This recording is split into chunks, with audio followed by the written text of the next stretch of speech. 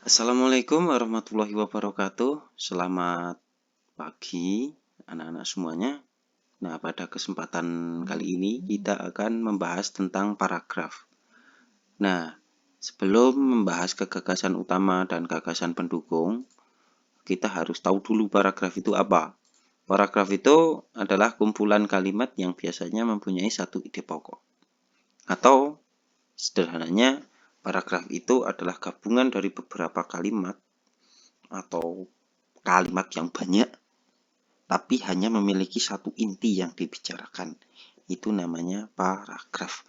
Nah, sekarang kita lihat di sini contoh paragraf. Ini paragraf. Ini juga paragraf. Nah, rata-rata untuk penulisan paragraf itu penulisan awalnya agak menjorok ke dalam sebagai tanda bahwa itu paragraf ya.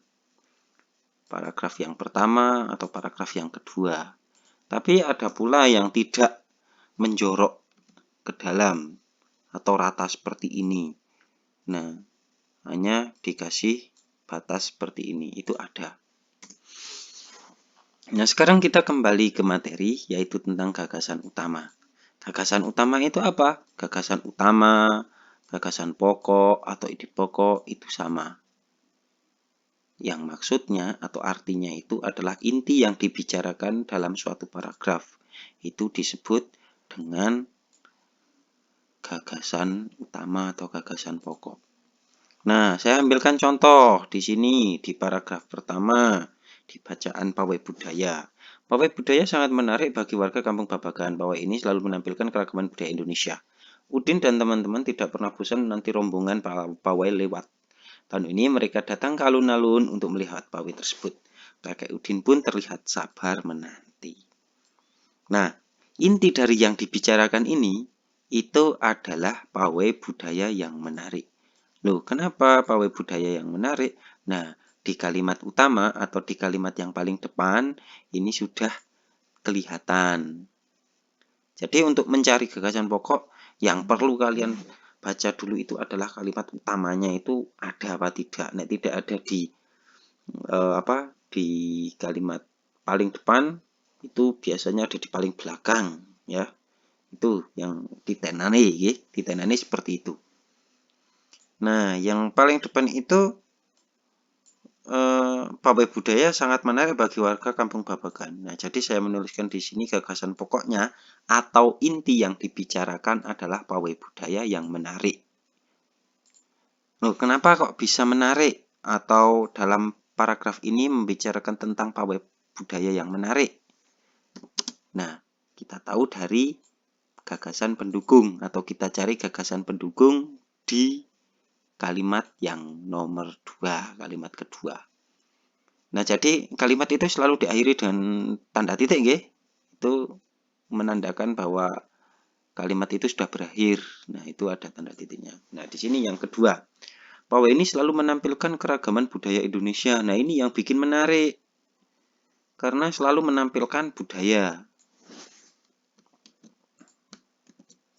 Nah, kemudian pendukung yang kedua. Kita cari di kalimat selanjutnya. Udin dan teman-teman tidak pernah bosan menanti. Nah, sebagai bukti bahwa paragraf ini membicarakan tentang pawai budaya yang menarik, itu yang mendukung adalah Udin dan teman-teman itu tidak pernah bosan. Tidak pernah bosan untuk menyaksikan itu.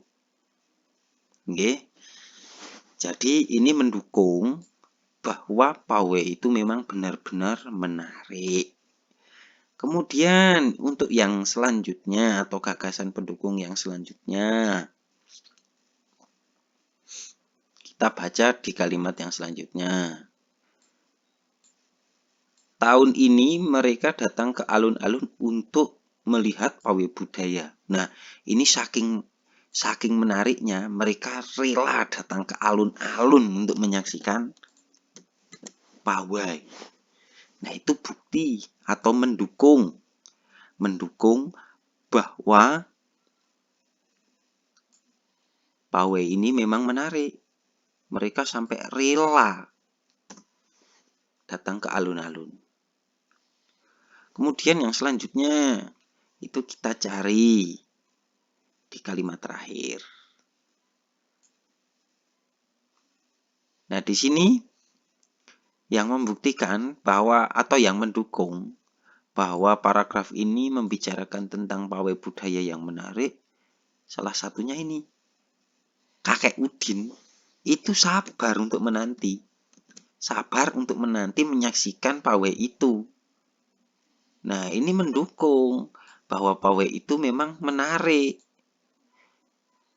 Dengan pawai budaya yang menarik ini, Kakek Udin itu rela untuk menanti. Nah, jadi begitu. Jadi, gagasan pokok itu inti yang ada di kalimat utama biasanya. Kalau tidak ada di kalimat utama, di kalimat terakhir. Intinya itu apa? Nah, ini untuk yang kalimat-kalimat selanjutnya itu mendukung di kalimat yang utama. Itu begitu. Itu secara sederhananya untuk menuliskan gagasan utama dan gagasan pendukungnya. Saya rasa ini cukup dulu dan kita akan membahas materi yang lain di lain kesempatan. Saya akhiri, wassalamualaikum warahmatullahi wabarakatuh.